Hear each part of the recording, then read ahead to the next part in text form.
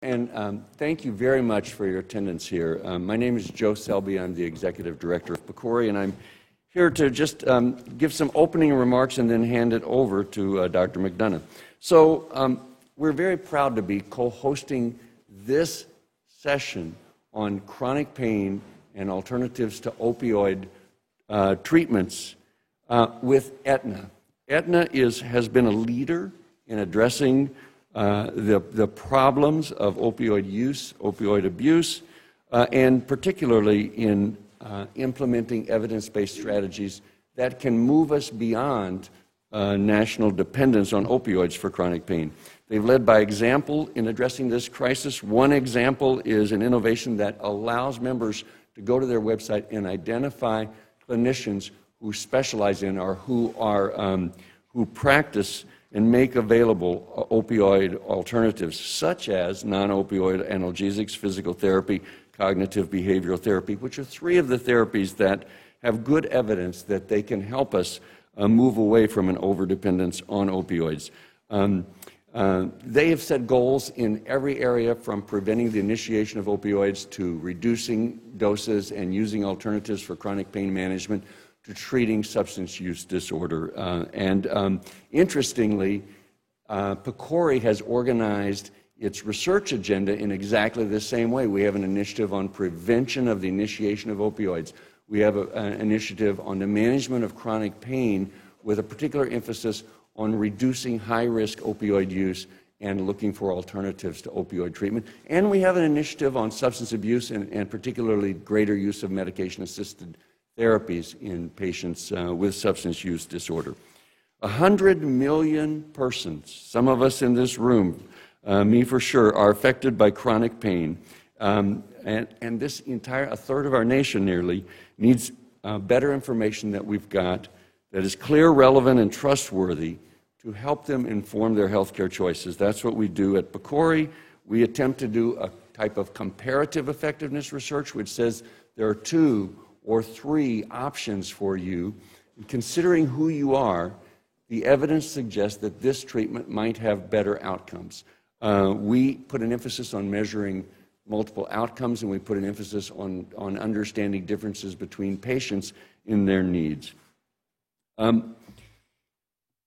Underscoring the importance of this topic, and no doubt your presence here, is recent data from the CDC, which shows that opioid-related deaths in 2017 approached 50,000 deaths. I was taken aback when I saw this, just in reading these materials. I looked it up.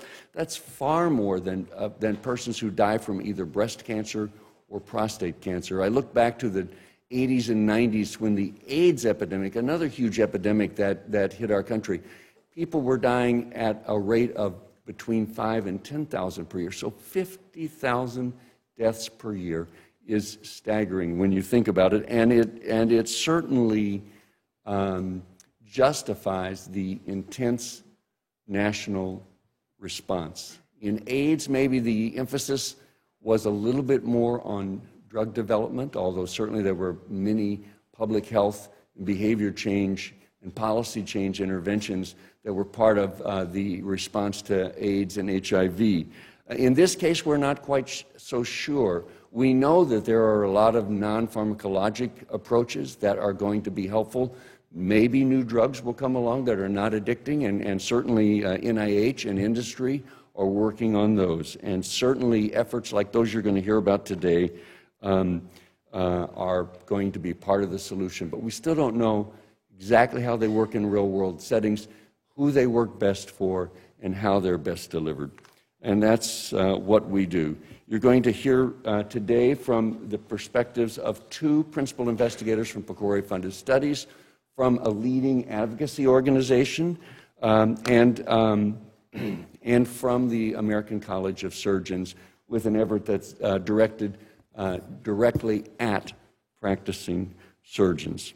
Later this hour, we are going to be joined by Senator Bill Cassidy from Louisiana, who has been a tireless advocate for addressing this crisis in many ways. A physician himself, he has put the emphasis on research on better treatment options for those suffering from chronic pain. the topic today. So at this point, I would like to introduce our newly arrived moderator, and this is Dr. Robert McDonough, who is the head of clinical policy research and development for Aetna. He is the co-chair of Aetna's Pharmacy and Therapeutics Committee, and believe me, in a large health plan, these are extraordinarily high responsibility jobs. He has been a member of MedCAC, the Medicare Evidence Development, Coverage, and Advisory Committee. He is a graduate of Duke University School of Medicine. He's also the graduate of Duke University School of Law, and he is also has a master's degree from Duke's Sanford Institute of Public Policy. So, Bob, we thank you very much for your heroic efforts to get here, and I will turn this over to you. Thank you very much, Joe. What made it in record time from BWI, because my flight into DCA on JetBlue was canceled because the plane was broken. So that was a surprise this morning. Anyways, again, I'm Bob McDonough. I work for Aetna now, which is one of the large national health insurers, but I actually began my career working on Capitol Hill for the Congressional Office of Technology Assessment, working in the health program, which we prepared reports for committees of Congress, where I was a senior analyst and project director before going to Aetna. What I'd like to start off with before I introduce our panelists is talk a little bit about Aetna's opioid strategy, and just very briefly. So the focus of this particular event is to look at chronic pain alternatives. So chronic pain alternatives are one part of the strategy that Aetna has in terms of preventing, intervening, and supporting persons with opioid use disorder. The plans are standard benefit plans, provide coverage of those things that are alternatives to opiates. And those things you think about are physical therapy, chiropractic, acupuncture, biofeedback, as well as behavioral interventions, and of course non-opioid prescription medications, and in the appropriate circumstances for surgical and interventional procedures.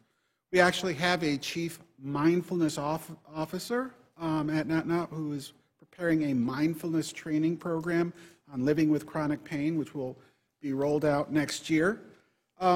We also have a number of other strategies in addition. In terms of the intervening, we're one of the plans that have actually waived co-pays for our insured business on the drug Narcan, which is a drug used as a reversal agent for people who are on high-dose opioids to prevent deaths from overdose. We also have a innovative program that Joe mentioned, where we have a value-based contracting with dentists who are removing wisdom teeth to use a drug called Exparel, which is a long-acting anesthetic. The idea is that if you have your wisdom tooth extracted, you can have a single injection of this anesthetic, which would be able to either reduce or avoid your need to be put on opioids at all. We also have in the packet that you have a description of what we call our Guardian Angel program. And this is a program where we actually use our administrative data to identify persons who are overdose victims, and rather than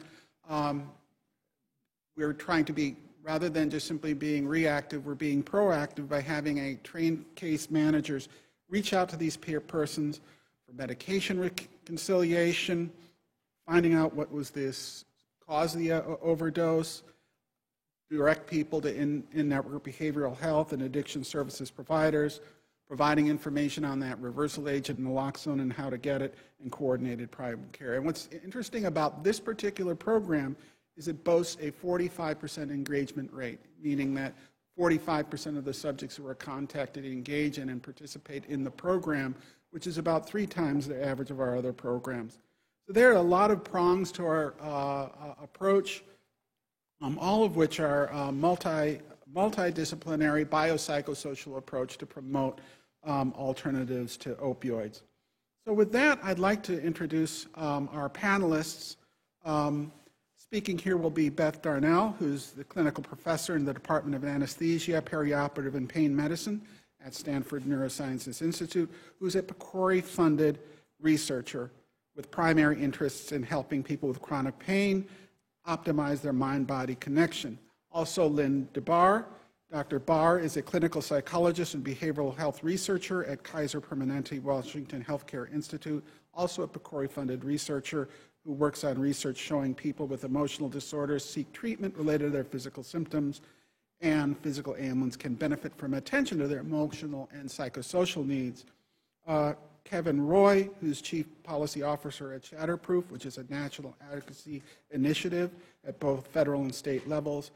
Also, Jonah Stolberg, who's a general surgeon and health services researcher at Northwestern Memorial Hospital and is currently director of the opioid reduction efforts. With that, I'd like to start with Dr. Darnell.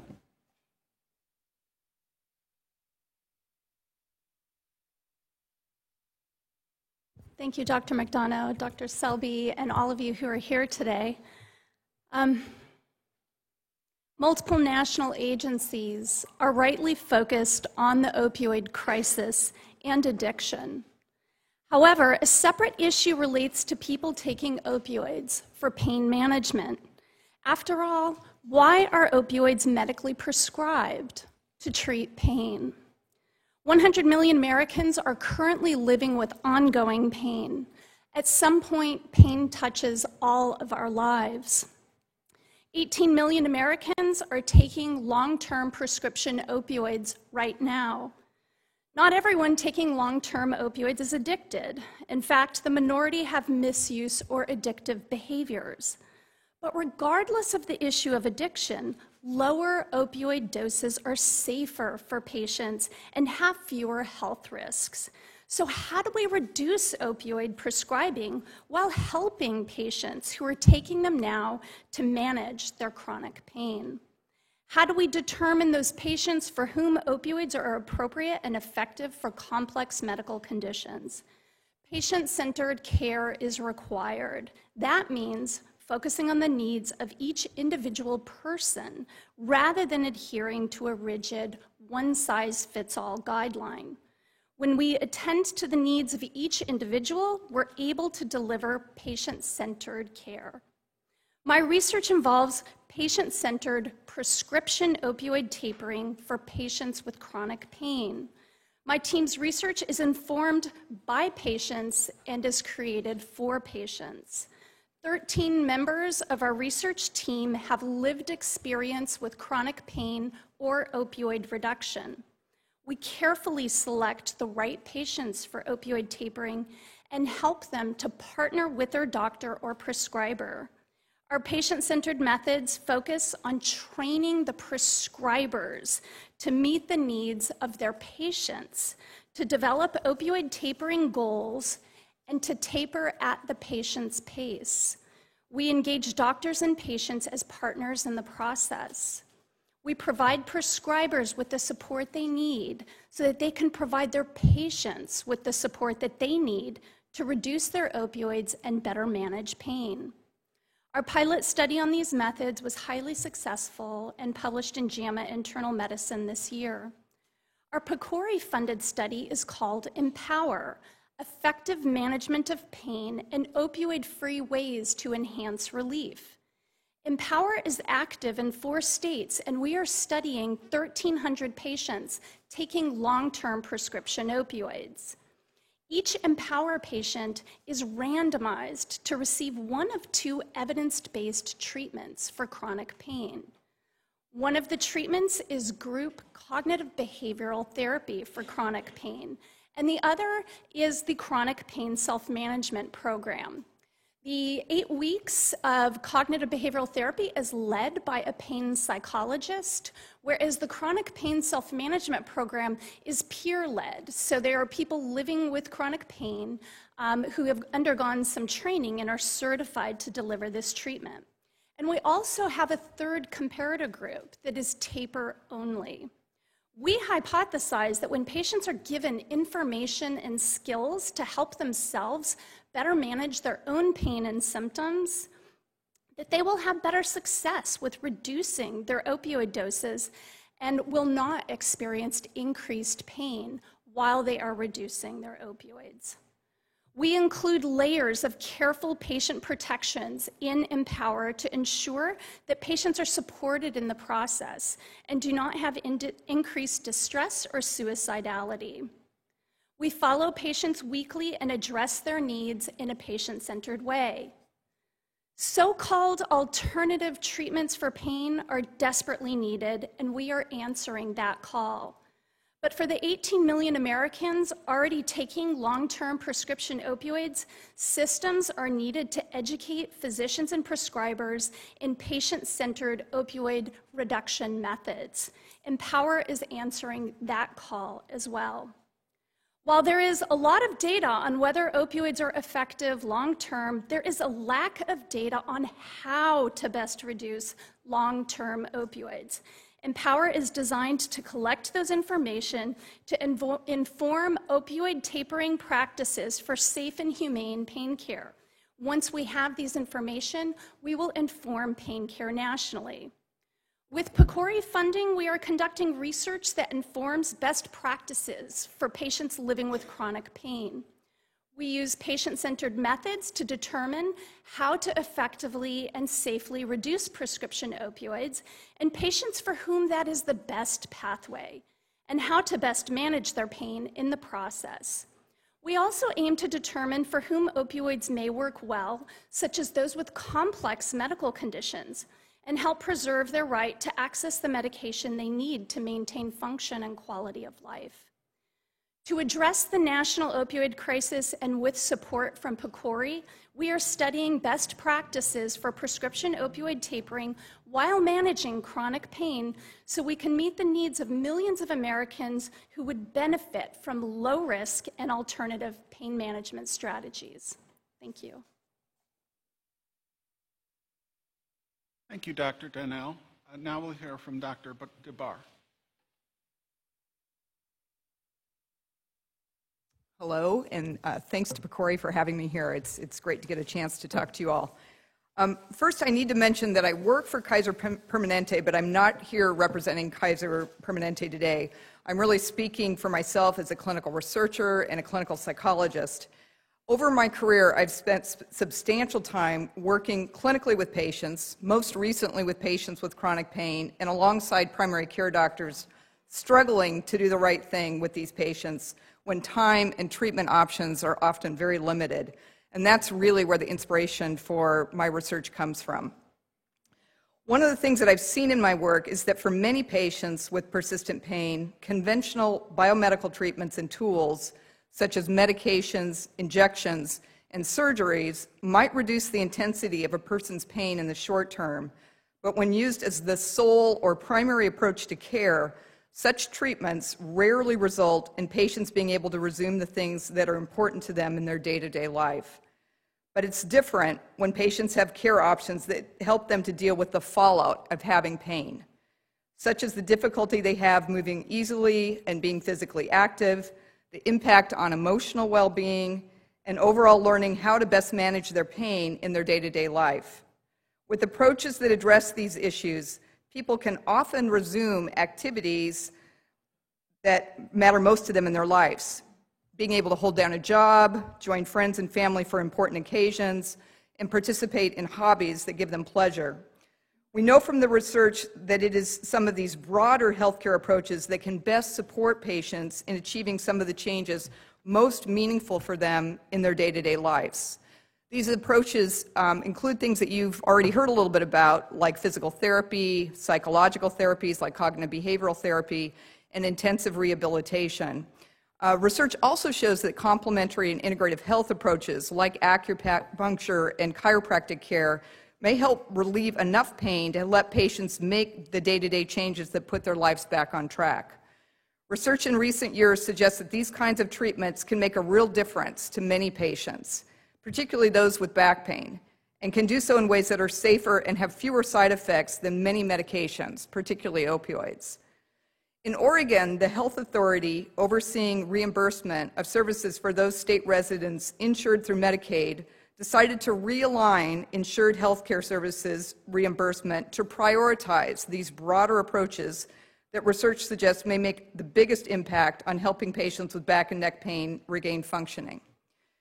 Importantly, Oregon's Medicaid program is administered through more than a dozen coordinated care organizations that have the latitude to tailor such reimbursements and services in ways that best meet the needs of the people in the regions of the state and clinics that they serve. This brings me to the PCORI study I'm leading.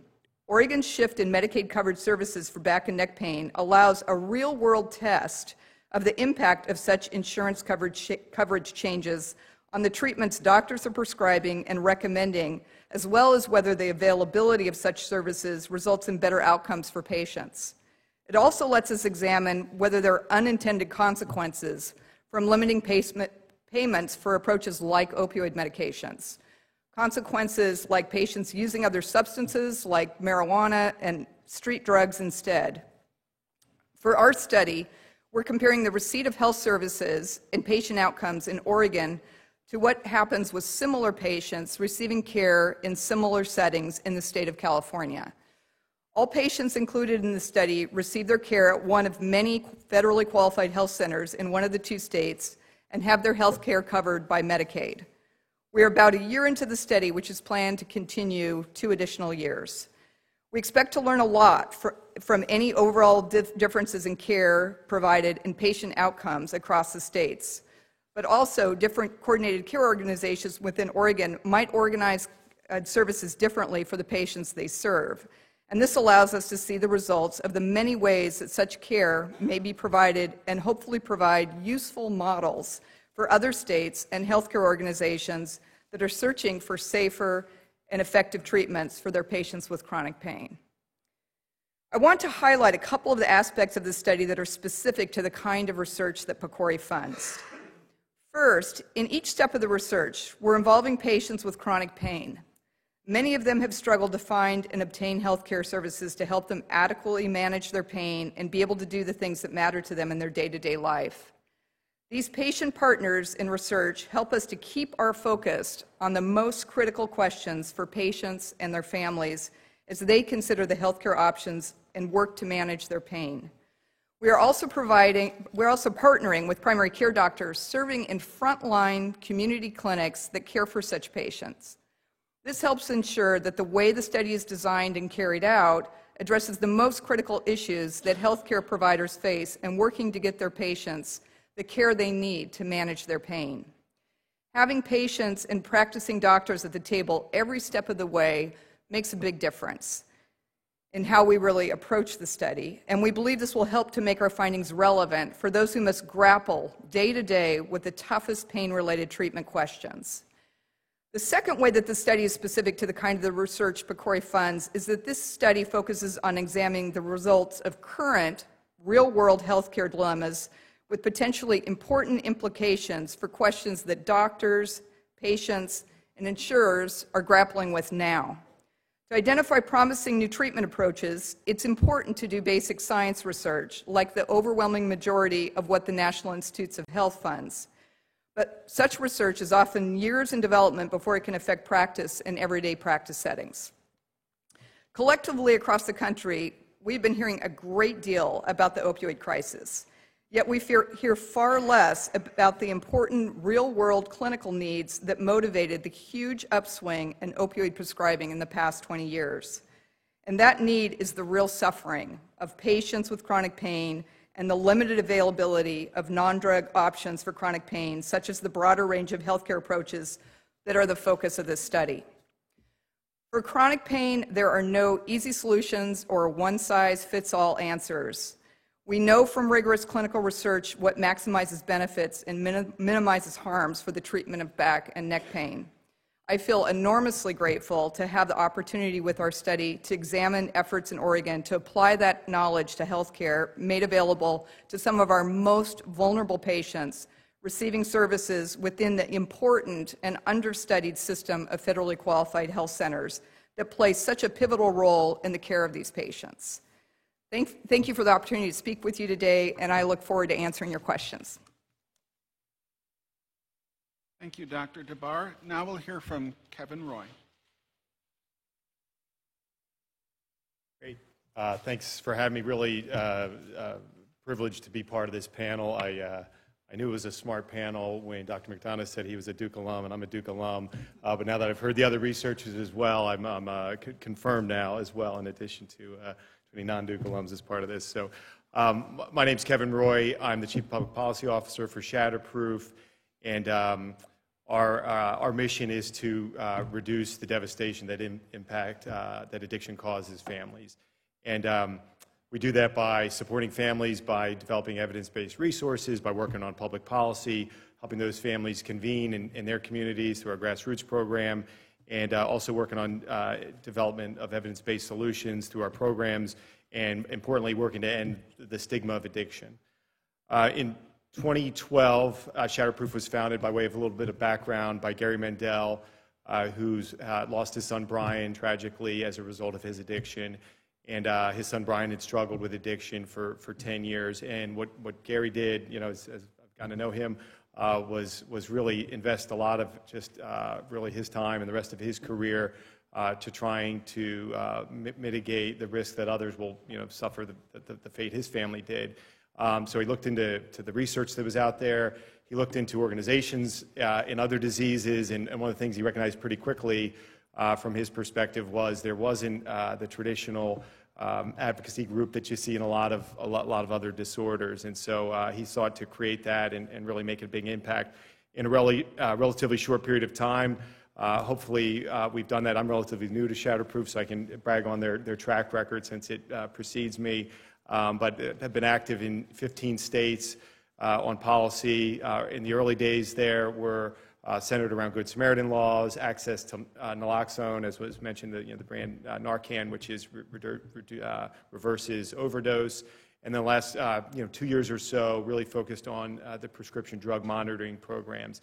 And then just this past year, in fact, just last week, signed into law in California was a bill that would link state licensure of residential programs to standards of care. And so that we think that's a really, really important trend, so that when folks do find treatment, that it's evidence-based and that they're going to hopefully have the outcomes that they need and deserve, unlike from Gary's experience, what his son experienced, where he was in a number of treatment programs to unfortunate not effect.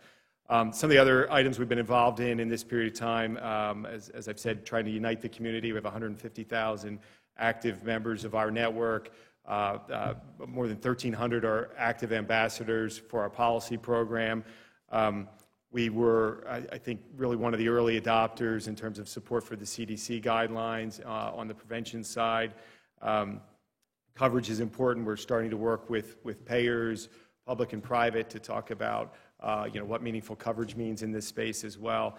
On the program side, recognizing the treatment gap, Gary convened a number of the major insurers, including strong thought leadership and support from Aetna and others, to convene a treatment task force, so we can really start talking about what treatment looks like. And they developed national principles of care, which I believe are in your packets.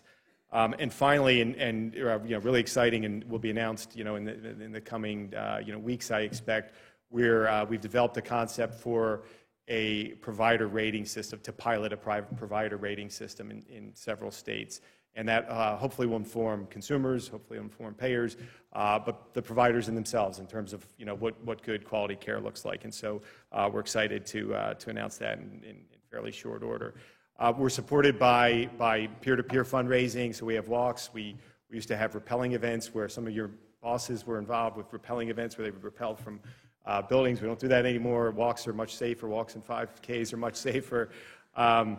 And we're supported by major donors. We have a couple of the programs I mentioned are supported by private foundations. The Arnold Foundation is supporting a payment reform program where we're looking at alternative payment systems. So, I'm obviously here as the patient advocacy voice, particularly those and their families that are impacted by addiction. But as Dr. Selby said, the why we're here, really, why are we having this conversation? 72,000 people died last year of drug overdoses. As Dr. Selby said, 50,000 with opioids. This is a significant part of that overall problem. That's 197 Americans each day in 2017. I heard the CDC at a meeting I was at just a few weeks ago said that the life expectancy has decreased in the U.S. For 3 consecutive years. The last time that happened was in 1918 during the Spanish flu pandemic. 3 consecutive years life expectancies declined.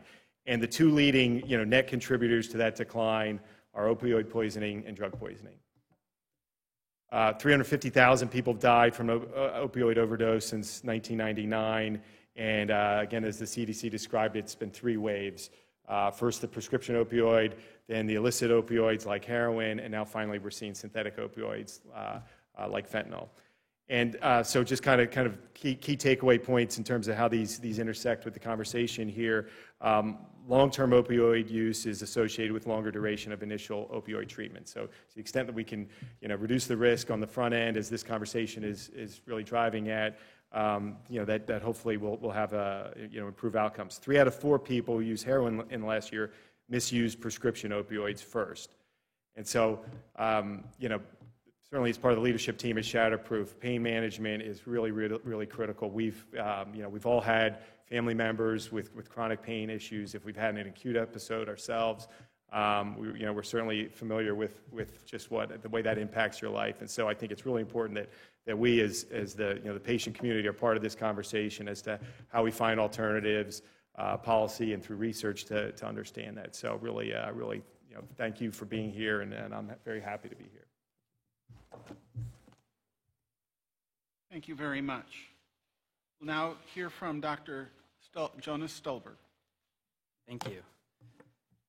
Sad I missed those rappelling events. That sounded... I want to thank PCORI and thank Aetna for inviting me here to speak today on behalf of the American College of Surgeons. And I'd like to thank all of you in the room for showing up. I think we're all here for the same reason, right? We're all here because the opioid crisis affects, what did we say, 72,000 people died, right? It affects all of us. It affects all of your constituents. And I think if we're all honest with ourselves, it also affects some of our friends. We all have friends, family members, relatives, right, who've been affected by this crisis. And if there's one message I would like to give forth from this particular meeting, it's that the crisis is incredibly, incredibly complex. And it can't be solved by some one-size-fits-all type of treatment. And the highlight of that is just to look at the fact that you have a general surgeon. I'm a practicing general surgeon. I do not treat chronic pain. I don't treat opioid use and addiction.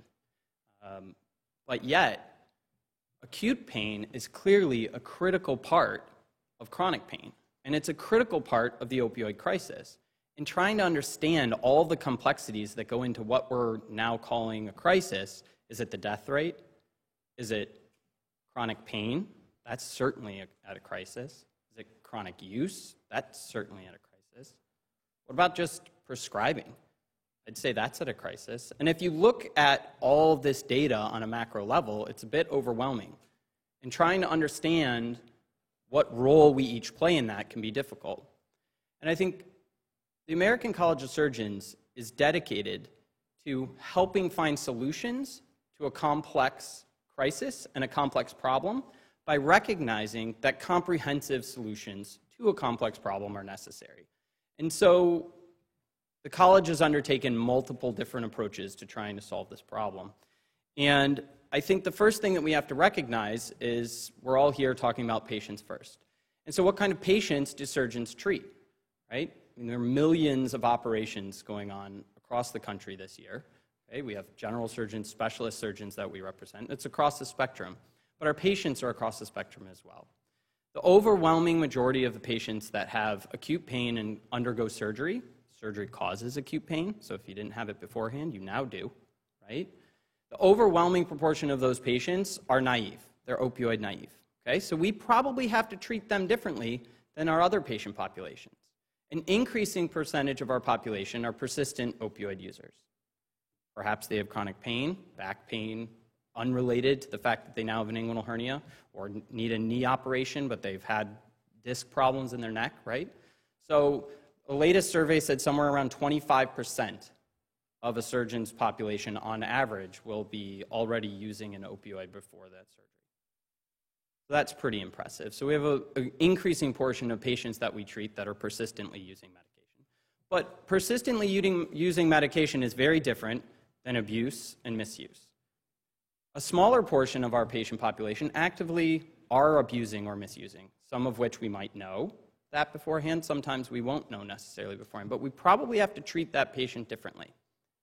And then our last category, the fourth category that I think sometimes gets overlooked, is we have an increasing proportion of our patients that formally used and abused, that already struggled with addiction and now are continuing to struggle with addiction, but they're sober or they're not using, right? And they are terrified. They're terrified to have to undergo surgery when really what tools do we have at our disposal to help treat their pain? So acute pain is real, and our patient population is diverse, and the problem is very complex. And so the ACS, the American College of Surgeons, has dedicated resources across the entire spectrum of care and across the care practice.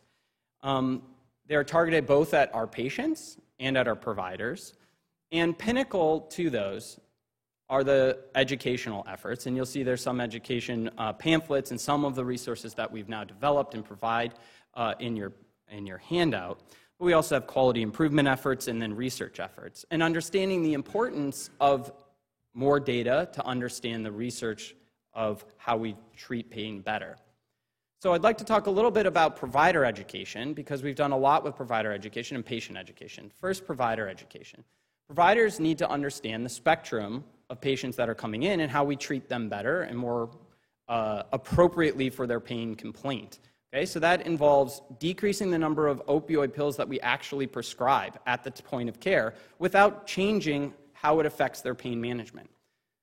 Often that relies on increasing non-opioid pain medication alternatives, simple things like Advil, Tylenol, acetaminophen, ibuprofen for non-trade names, right? Ice packets, activity after surgery, these types of things.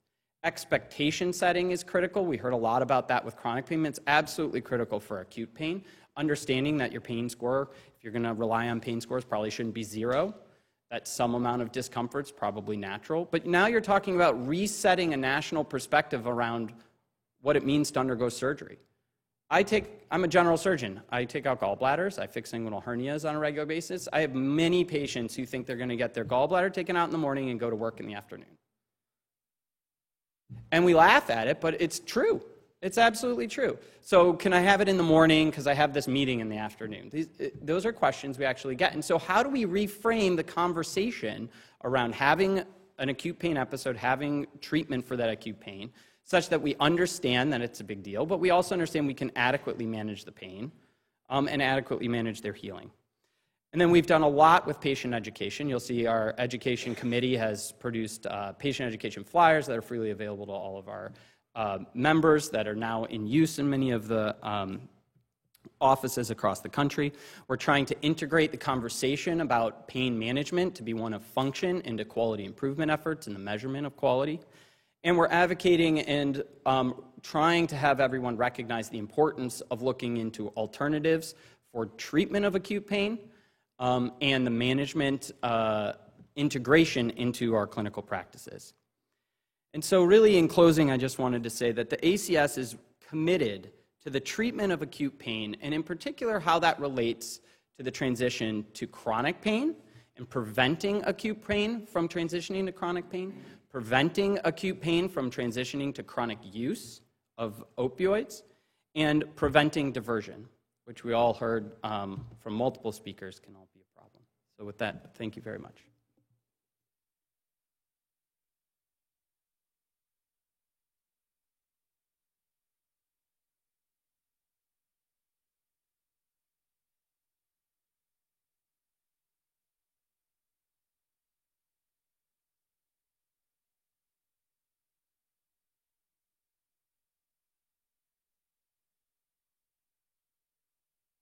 Thank you, Dr. Selberg. While we're waiting,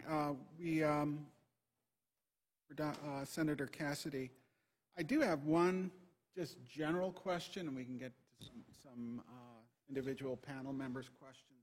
and this is actually one I think that any of you might want to respond to, is how can we change clinicians' attitudes regarding alternatives to opioids? It's often said that it only takes 30 seconds to write a script, but it takes 30 minutes to talk someone out of providing a script.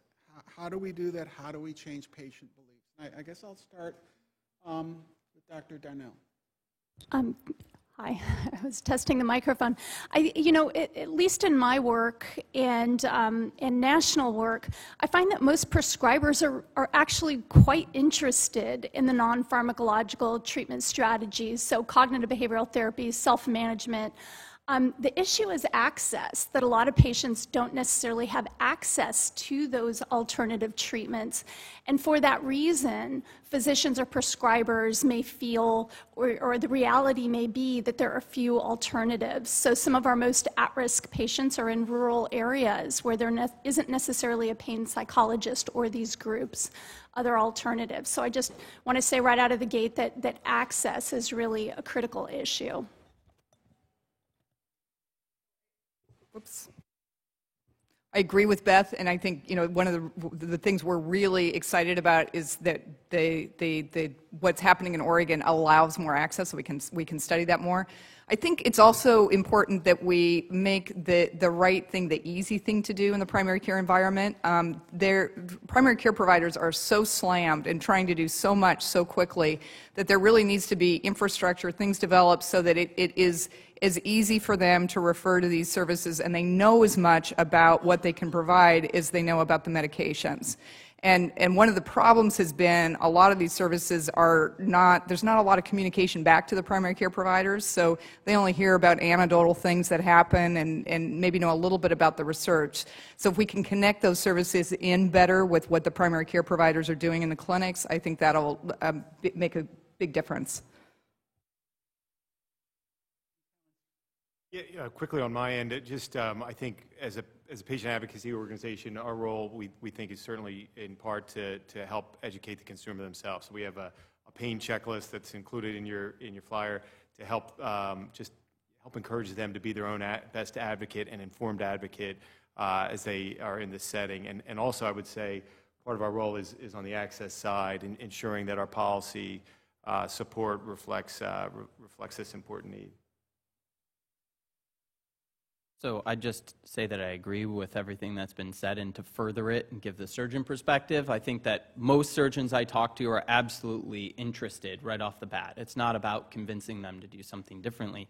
But then the question becomes, well, what is that thing that I do differently? And how do I have assurances that my patients are adequately taken care of? I think that we often in surgery rely on opioids because it's the easiest, most convenient tool that we have available, but also because we know it works, and we know that operating on patients and going through a surgical episode hurts. So how do we assure them that their patients are adequately taken care of, that they do have enough pills if they need those opioid pills to take care of their pain?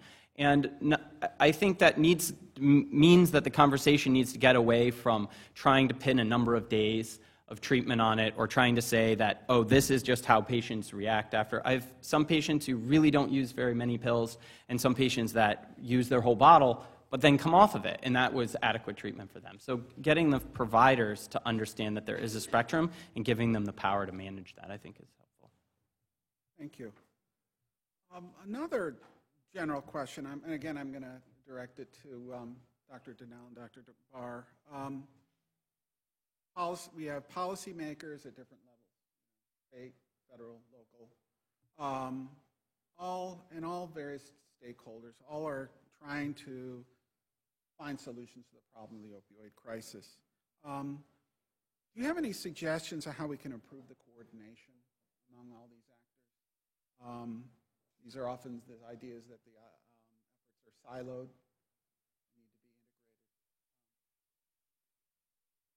Well, one of the things that PCORI does really well is this integration aspect so that you have all of the stakeholders involved in designing a research study and then in the implementation of it.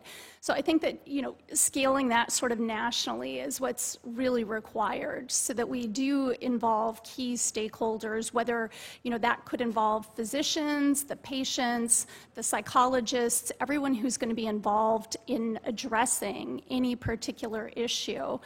Often I feel like there are sort of reductive policies put forward, but we don't necessarily have the infrastructure in place to support the people who are on the front lines who will be sort of enacting those policies or proposals. So education, infrastructure, and what's needed to really have a comprehensive solution is often revealed when those key stakeholders are at the table. Yeah, I would just echo many of the points that Beth made.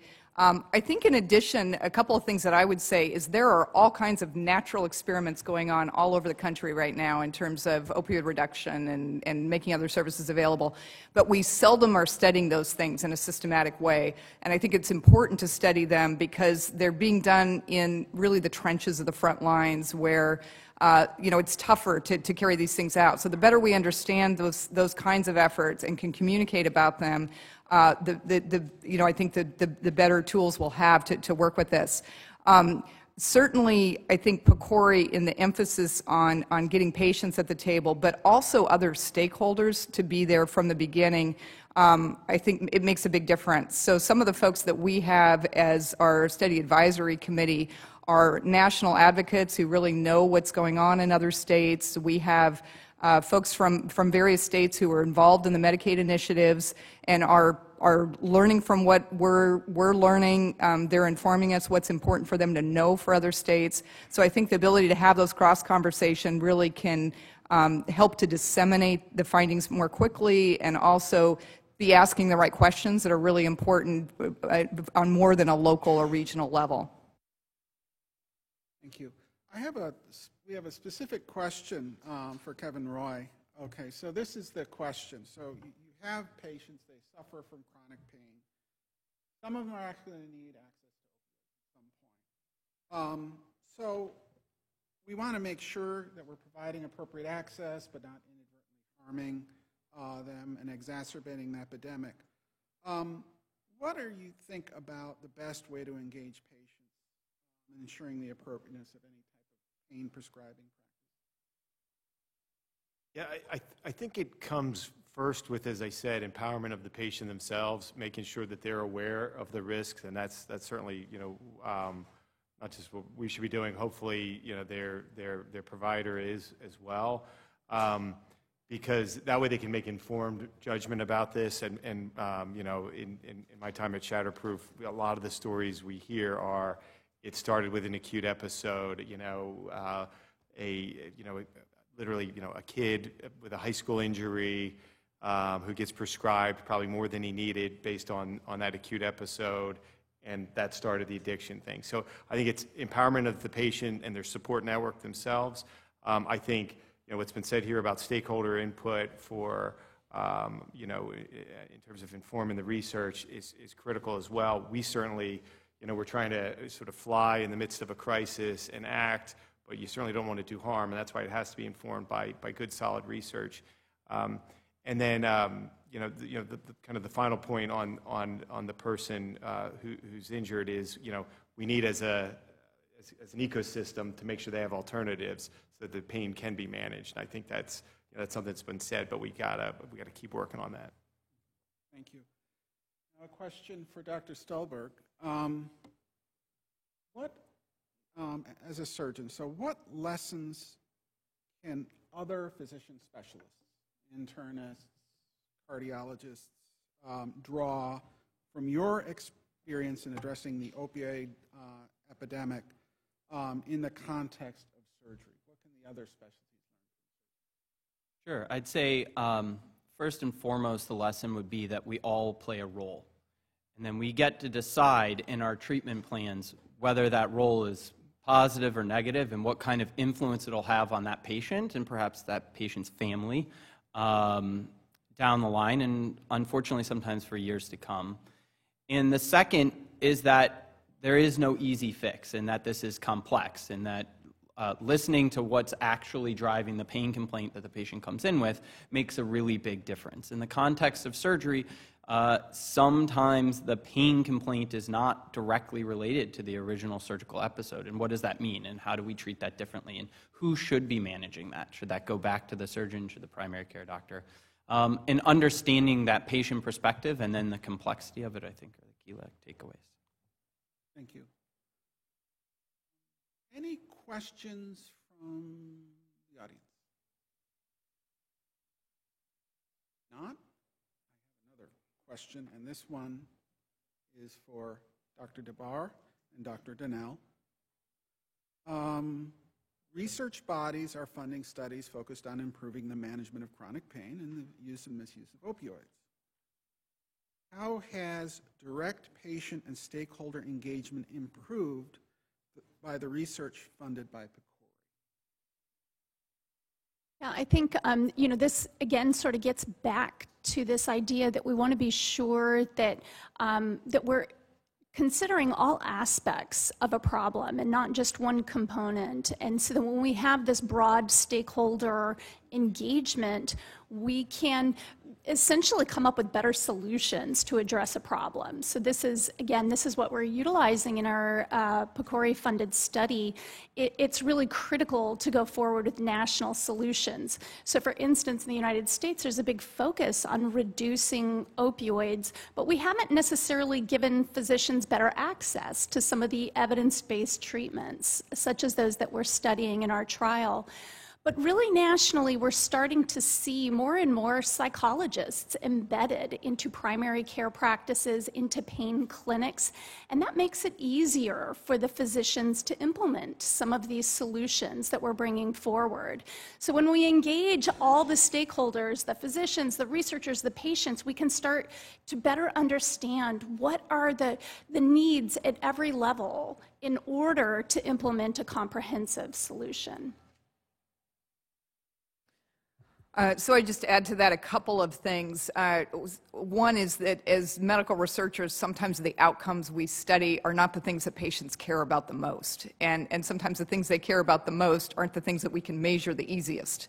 So I think getting them at the table and thinking about what are the outcomes that matter to them long term, and sometimes it's not the things you think about if you're working in a clinical care setting, and making sure that those are questions that you're answering is really critically important. There's one other point I was going to make, and I'm blanking on it. Maybe I'll come back to it if I think of it. Sorry. Yeah, that's fine. One of the other questions that I have, and sort of, especially since we're dealing with a group of people that are working, and this is a question for everybody.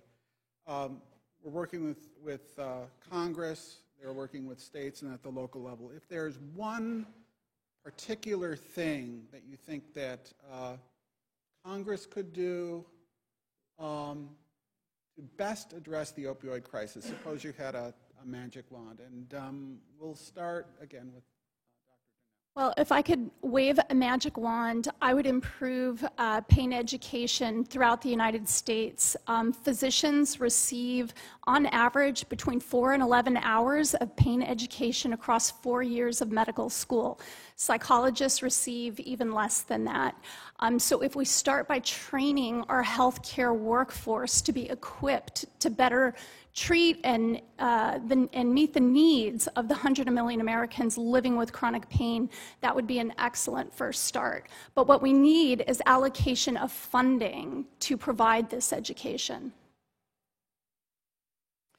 I would say, and I agree with the points that Beth made, it's also really important that we recognize that a big piece of research is understanding what's really happening out in the world right now and taking advantage of the knowledge we have, making sure it's translated into how do we use this in everyday care. We focus a lot of monies on basic science and drug discovery, absolutely critical, but to be thinking about what's the other side of that, because if it's taking close to a couple decades to get that information out into clinical care. We really need to complement it with doing this other work. And I know there really is an emergency. We talked about all the deaths and things that are, people are really alarmed about, but that also we need to think downstream. What are some of the issues that, that really need to be addressed so that we don't have, sort of the next wave of things, and how can we get in front of the ball in that way? Okay, we'll keep going. Kevin, what do you think? So your question was about opioids in general, so it's a little off topic. Waving a magic Yeah, magic wand. We're certainly focused on treatment. If you can get people into evidence-based treatment, you're 40 to 50% more likely not to relapse, and so that we're focused on that. Obviously, the pain alternatives are critical as well. Well, if I had a magic wand, I think mine would involve education as well, and I think I would just take the statement earlier and echo it and take it one step further, and that is to say, all too often there are solutions that seem like they would just be common sense solutions that make sense. Oh, we'll just limit, a classic one is the number of days that we're treating pain, or will require looking up Illinois PMP, for instance, is one that's in Illinois. And I think that there was a step that was missed in partnering with the surgical community that treats acute pain on top of chronic and interacts with a great majority of the prescribing practices, that if we don't partner with our clinicians in development of those policies and rules, I think we often miss the point between gaps of what physicians need to be able to do to treat their spectrum of patients in a complex world and what seems to be common sense solutions. And I think, so I would wave a magic wand and say, if we could get the physician workforce working together with Congress to come up with solutions, that would be a huge, huge win. Thank you. I'd like to introduce Dr. Bill Cassidy, Senator from Louisiana.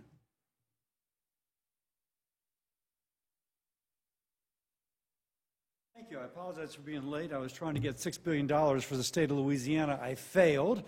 I'm feeling a little pain right now and probably a little bit juiced up. On the other hand, that's oftentimes our patients. They feel pain and they would like to have some relief. I get that. I think of my old patients who had chronic pancreatitis. And they would come in, and of course you could give them as much opioids as possible and ruin their life until sooner or later they're mainlining whatever narcotic they could come up with. So we have to balance that, oh my gosh, we've got to take care of your pain, with, oh my gosh, sometimes the cure for the pain leads to more complications than the pain. Now that is what y'all are struggling about. Dr. Stulberg, I didn't hear your whole testimony, but I'm sitting there thinking, right on, brother. You just nailed it. We got to have the physician community involved. If we don't, it is not going to work. So what approaches do we take? Now, each of you has thought about this deeply, so I don't intend to say anything that's particularly novel, but I suppose what I'll say is give the perspective of a physician who happens to be in the Senate, and if you will, I speak both languages. I speak that of the practicing physician, and I speak that of the lawmaker. And the key thing is here, how do we bring the two together? Because if we just have a silo, then we'll end up with something which doesn't have the patient or the doctor and the patient-provider relationship central. In that case, I think we will be worse off. So what are some of the things we can do? Obviously, CMS, HHS had a tremendous panel recently to try and come up with subpopulations as to how you treat chronic pain. What are the approaches? You mentioned fewer prescription days or perhaps not prescribing whatsoever. My daughter went in for oral surgery and the doc gave her some OxyContin to go home with or something such as that. And nice guy, great guy, well-meaning dentist, oral surgeon, really think highly of them. But I told my baby, I said, honey, I'm going to put you on Tylenol, arthritis strength, staggered with naproxen, and I'm going to buy it over the counter, but frankly, I'm going to double the doses. I'm a doctor. I know I can do that. And you're not going to take this drug. And sure enough, her pain was managed, and she did very well, and we can do that.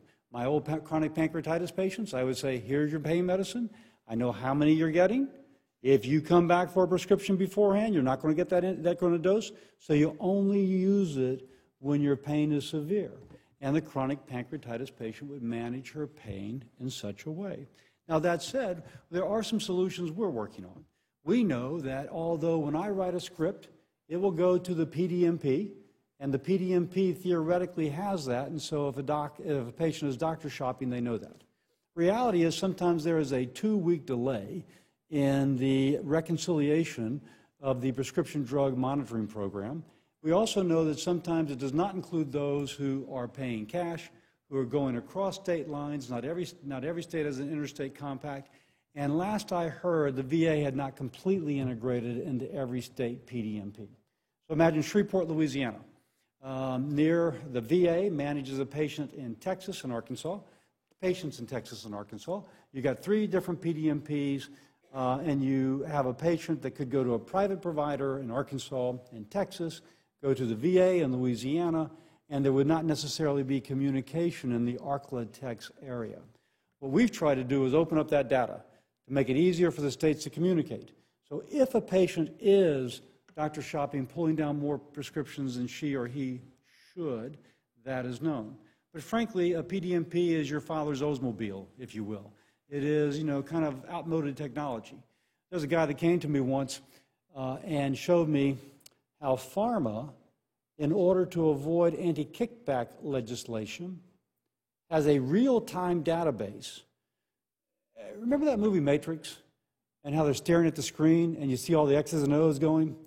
It was like that experience, except instead of X's and O's, it had Dr. Cassidy, patient John Smith, prescription, and they could sort on my name, everybody I'm writing for, the patient's name, everybody whom he is getting a prescription from, specific for a certain drug or a class of drugs, and it was real time.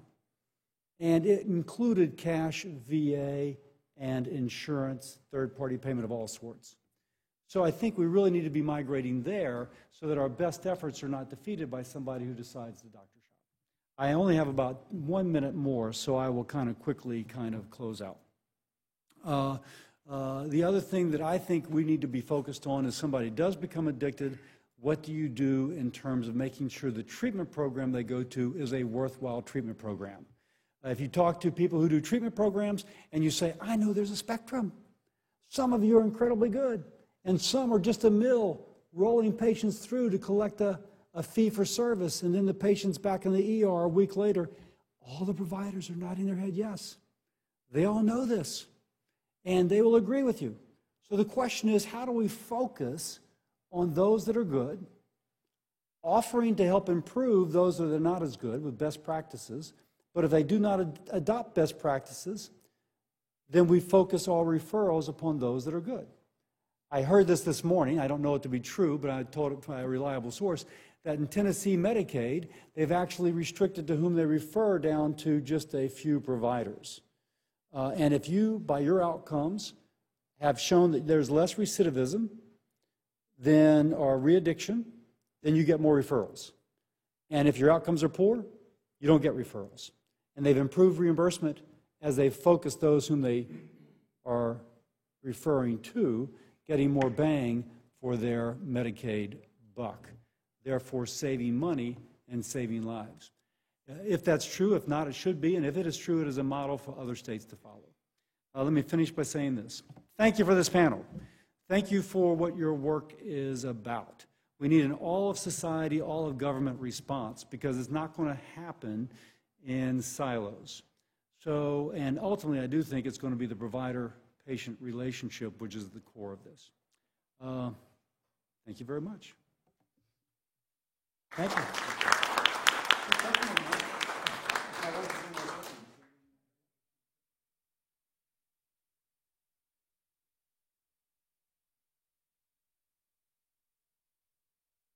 Joe, do you have some final remarks from Joe Selby of PCORI? Yes.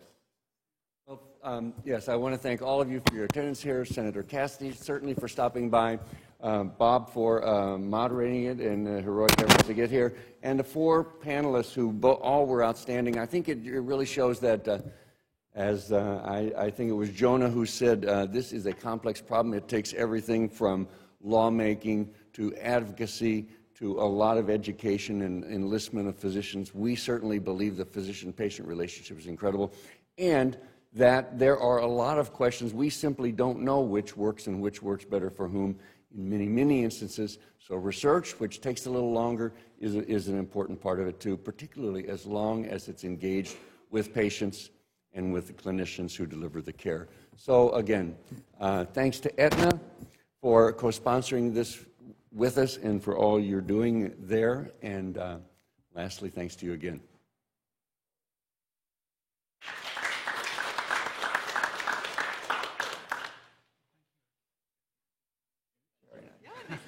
I think it went well. Yeah, and I go right back. Yeah. Where are you coming from? From Harvard.